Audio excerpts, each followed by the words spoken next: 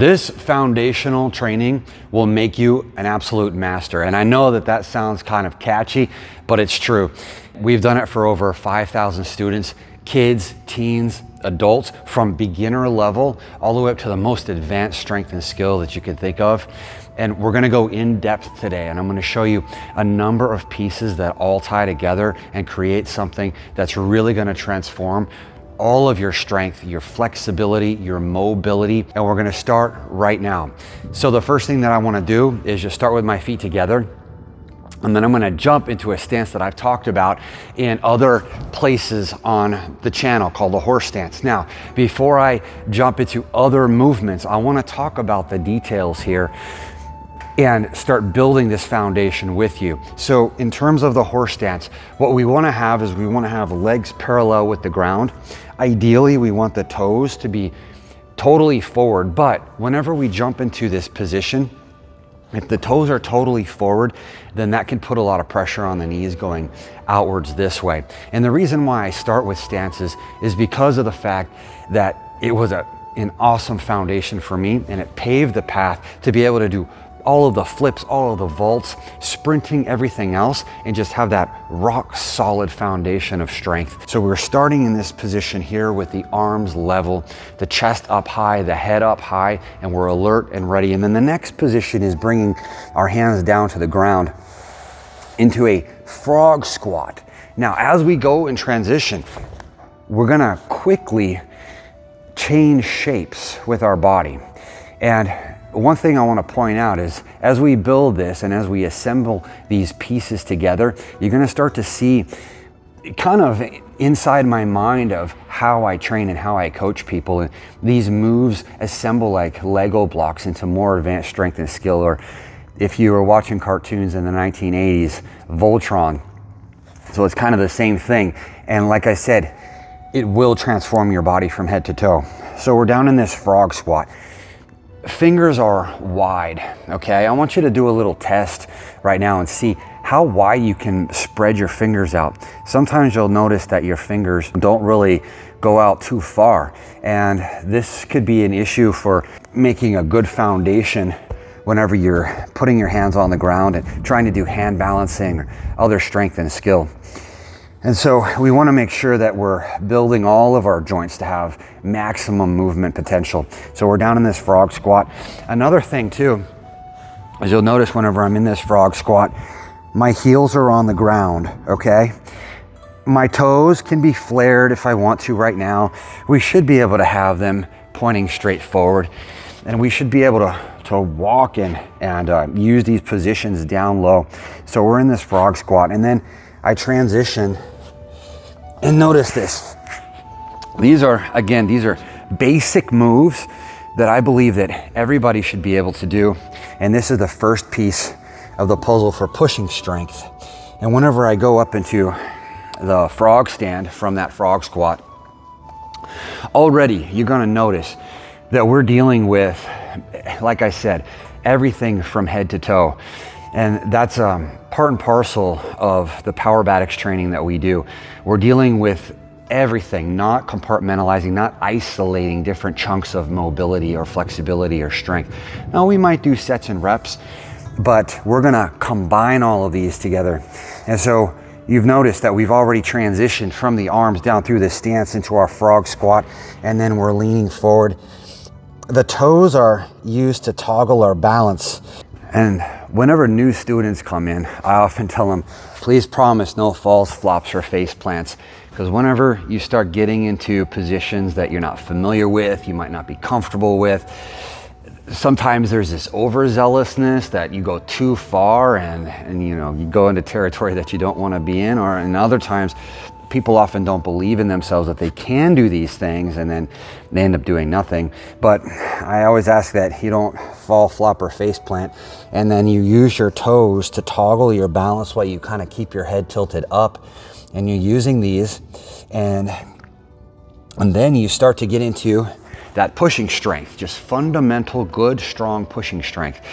Now again, you're going to start to see how all of these pieces connect together, and we're using our fingers all the way through to our toes, like I said, in just 3 moves.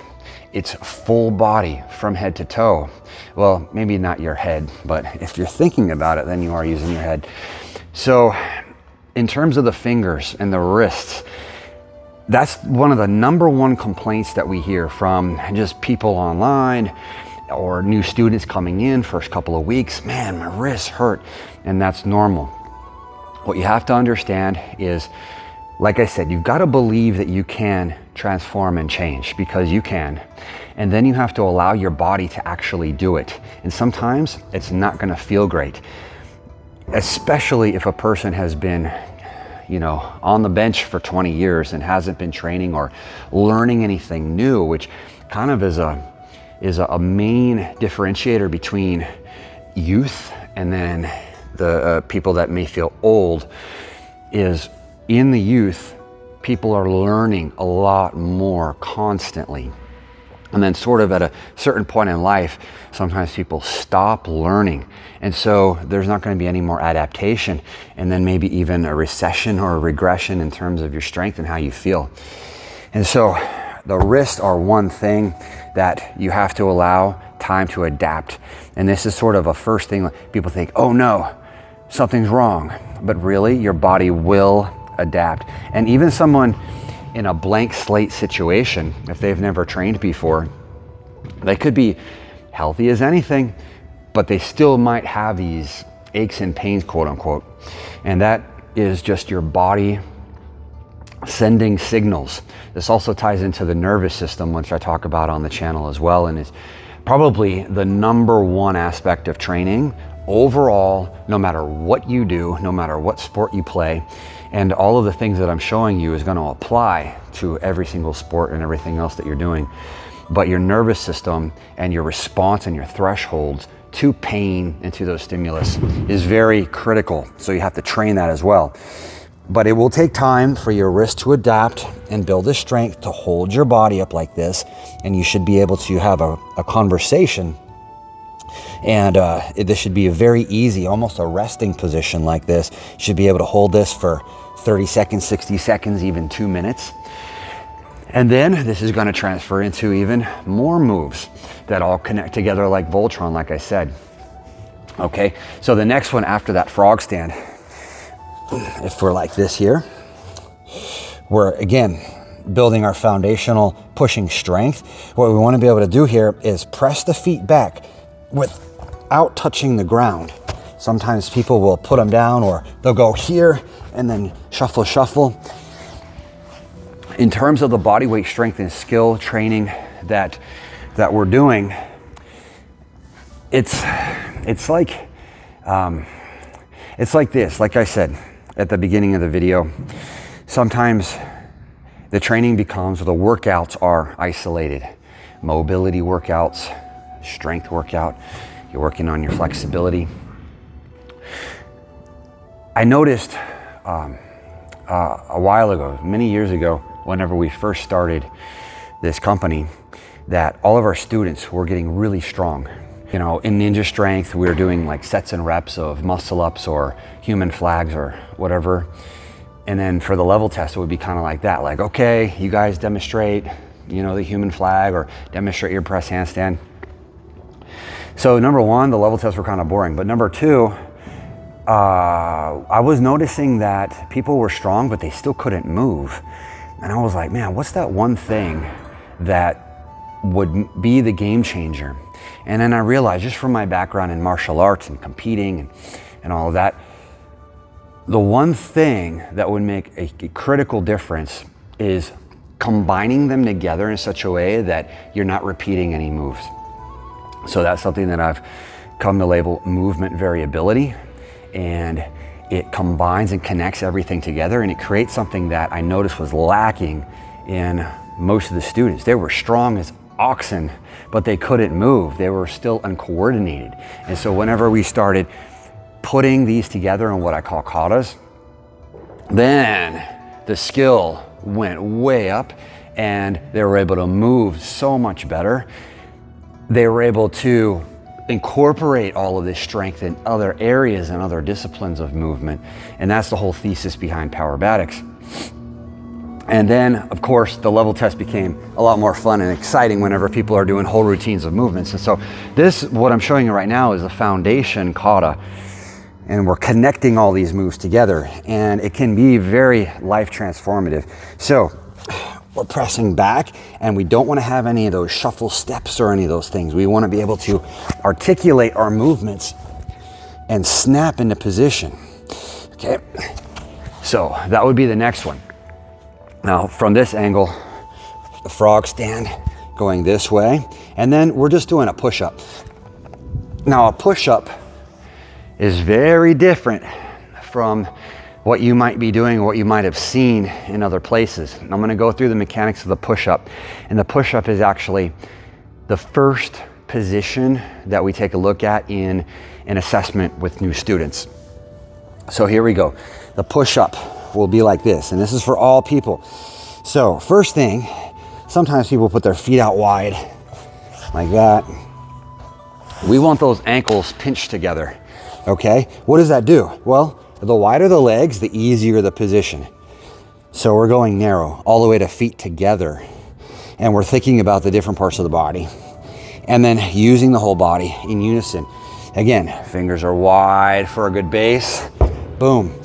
And we want to lean our hips down while we round our back. So sometimes people say, do a push-up straight. Everybody knows not the sag, but arching the back isn't a bad thing. You should be able to roll into a push-up if you wanted to and kick all the way up to a handstand. But in this position here, what we want is a turtle shell like this with the ankles pinched together.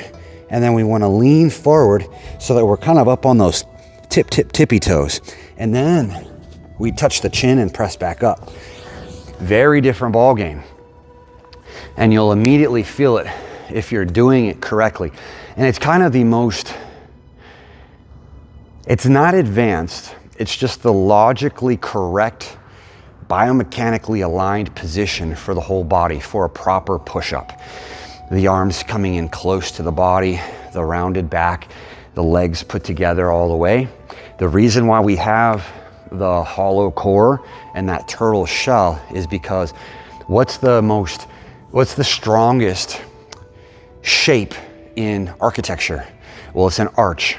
And whenever you transfer force through an arch, then you have a lot more strength. And so whenever you take this concept and you apply it to anything else, whether it's sprinting, diving, throwing a punch, tumbling, you're gonna have much better power whenever you impact the ground.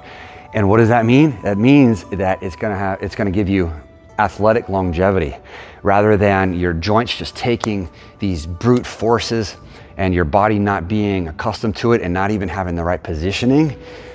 You train with the right positioning, and then whenever you get into those positions with high impact, high speed, or even just an accident or a fall or something like that, your body kind of knows how to respond and how to handle those forces. So from that position there, a nice turtle shell, push up and down, or push down and up. And then we're gonna take the hand away, and this comes all the way over. And we want the hips so high on this position that we can't see our feet. And I don't mean like that. I mean chin down and then hips up so that you can't see, and your feet should be together and your ankles should be as close as possible.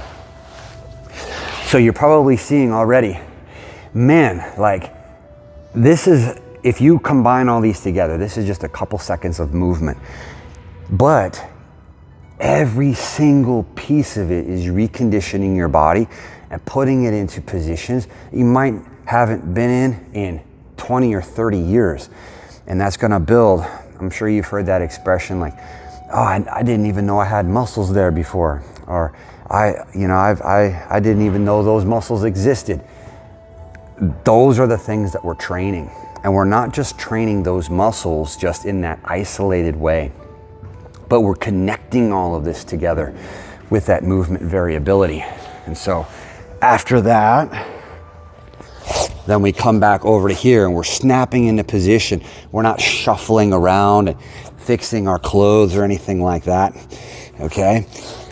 Then, whenever we are done with that turn, we're gonna do another move that gets into a little bit more dynamics and involves the legs as well as the core, including something called compression strength. And remember, this is just foundation. This is just the basics. And so whenever we are in that push-up position, we are gonna pull our body and we're generating force through the ground and lifting all the way through that middle finger. And we're gonna do something from free run, the free run element of Powerbatics, which we'll do eventually over blocks and things in the air. But we're going from here and we are Kong vaulting our body up to the ground into a stick position. So again, we're here, feet are together, knees are bent. We're in sort of a lightning bolt shape with our hands out in front of us, alert and ready to go. So instead of just burpees done for sets and reps or at high volume, we're putting a dynamic, what is kind of similar to a burpee, but a little bit more dynamic, a little bit more aggressive, and producing power that eventually will advance into a full-blown Kong vault. And these are even positions for tumbling and flips later on. So we're here, boom. Then we take the left leg and we step back to a horse stance. We're already familiar with this. And then the right leg comes up to a crane stance. And so these may sound just like moves from a Kung Fu movie or something, but all of these moves you will see in so many other aspects of athletics, even just with what we do here, the aerial silks, like you would see in Cirque du Soleil. Climbing the aerial silks, knee goes up, and then we're in a hip lean over the aerial silks. Or when we're running and we skip and go into a hurdle, into a cartwheel or a round off, there's that stance again, crane stance, boom, knee high, driving. And we know all of these positions and they assemble together like Lego blocks once again. So we're up there in that crane stance like that, and we're using, you see my foot shuffling around like this. I'm on the spring floor with foam, but we're using the muscles in that foot to stabilize. We don't want to be dancing around like this, okay? We want to be able to use just the foot to stabilize with the eyes pointing straight ahead. The arms are level. The knee is also higher than my hip. You guys see? It's higher than my hip. And so what happens if you can't do these moves? We've been through a handful of moves so far, and I guarantee you there's gonna be weak links that are exposed. So what do you do about that? For example, we can't get the leg up. That is exposing a weak link in terms of the iliacus and the psoas, the lower core, or the rectus femoris that lifts the leg up and extends like this. Okay, getting into the stick position from the Kong vault. Boom, here. Knees, ankles, Achilles. Frog squat down here. All of these things are going to expose all of those weak links. And that's why we embed all of these positions into our foundation kata, so that by nature of the repetition of doing those moves, the body will start to unlock itself, and it really will. It will adapt over time. And obviously there's a lot of customization and tailored training that is essential for anybody. You're not going to get an elite level athlete at anything without a good coach, and likewise getting pain-free so you can move like a pro. That's not going to happen by itself either. That's why no matter if it's kids, teens, adults, professionals, etc., they hire us to work with them so that they can start to unlock all of those different positions. And really, the main thing is this: you can spend time and learn it on your own, or whenever you invest into training, then it just accelerates the whole process, and it's as simple as that. But as we get back into the training here, So we've gone all the way through our Kong vault to stick. Then we're back to our horse stance, and then we're up to that crane. Then we're gonna bring that leg down into a snake stance like this. Massive amounts of hip mobility, knee mobility, ankle, Achilles, everything. But it's not just mobility. It's not just slow motion stuff that we're doing. And again, we don't want to train like we're just isolating these, like we're just, you know, punching the clock at an office, checking in, doing this, okay, we did that. No, we want our bodies to be conditioned and prepared for all of life. And just the other day, as we were building and working on the new training facility, I was noticing, I thought that I should maybe bring the camera in to film, because I was doing some things that were requiring all these positions, and I was thinking, man, how interesting is this? I even said, what a squat workout that was. I was putting painter's tape down at the bottom edge, and I was down in that position, and there was all of these nooks and crannies and all of these things kind of sticking out in the way of stuff. So I was having to duck and lean, and so it was all of these sort of duck walk and in here, and I wasn't getting down on my knees to do the tape. I was just here, and then I was transitioning, and I was like, man, that feels just like our kata training. And so that's what I'm talking about with the ability to apply all of this to all areas of life. No matter if you're just a catcher in the baseball game, or putting on painter's tape, or surfing or snowboarding, or all of these positions. I was literally down here, and that is a surfing position right down in here. And you have to have that that hip mobility, that knee strength, all of this coordination to be able to snap from position to position. So it's not just doing sets and reps of one particular movement, like I said. So we're down here in this snake position here. And again, if you can't get down here, it might look like this. This leg might not be able to go straight. You might be up on your heel like this as you come down low. That's okay. There's something called static passive stretching, where you're allowing force to just bring you down further into those positions. So for example, if you can only squat this low, or maybe you have to hold on to something to get into that position, or maybe you could squat all the way down, but your knees bend all the way in like this here. Just the action of, well, this is actually static active, where you're resisting the force, but static passive of just being here. Let's say that you can get down to this low in a snake stance, the heel is up, and you're working on that ankle and knee mobility. Your hip doesn't want to go, it doesn't want to budge. You know, the activity of staying in this position, even though you have discomfort, is part of the training that forces adaptation in your body. And that alone is going to save you 5-10 years. And it's going to bypass all of the things that you might have been trying for all of your workouts and stuff. So holding these static positions, but we're connecting these together. After that, we're putting the hands down on the ground. At this point, because we lean forward, the heel is going to come up, okay? It's really weird and awkward to be down here and then try to transfer your weight to your hands with your heel still on the ground. So we're leaning like this. This leg stays straight, and then it circles in the front. And again, lots of strength required through your joints and your connective tissue, which take weeks and months to adapt over time with training in a particular trajectory. And so if you keep on, oh, let me try that program, oh, let me try that novel activity, oh, let me look at that method or that approach, man, you're going to be all over the place, and you're never going to get past the starting line. So you want to head on a trajectory and then stay going that way regardless of all the distractions. So then this leg circles all the way back around, and notice this. As we do that movement here, whenever we put the weight into our hands, we're back into a frog stand. Did you notice that?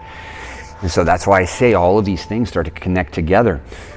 Whether you're tumbling, free running, on the bars doing ninja strength, you're going to see all of these movements come up. And then if your body is able to adapt and go through varied movement quickly.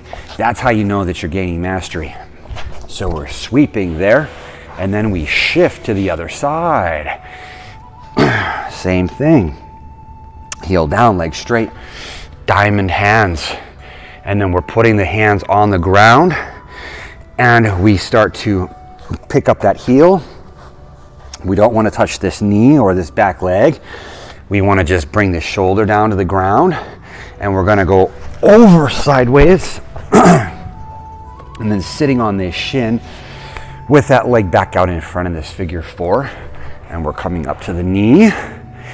Again, all of this active movement, and then coming up to your lunge position, which I've gone over in other videos, so you can look at that with a hollow core, and then the arms out in front of you. And so these are movements that will connect together, and I'll show you the quick version of how that looks.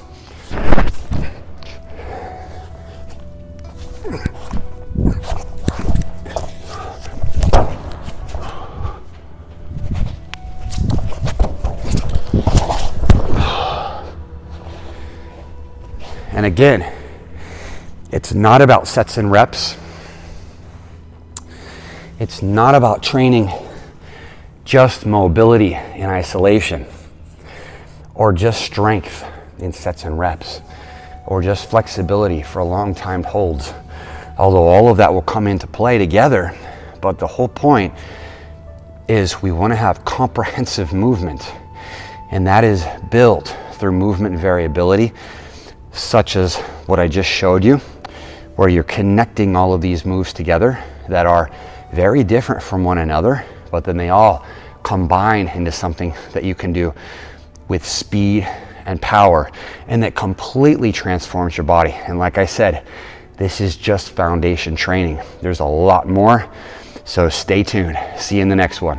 X horse, hands down, balancing, pressing back, push up strong, turn, turn again, carve out the stick, back to horse, up to crane, down to snake, sweep, shift, shoulder roll. Good.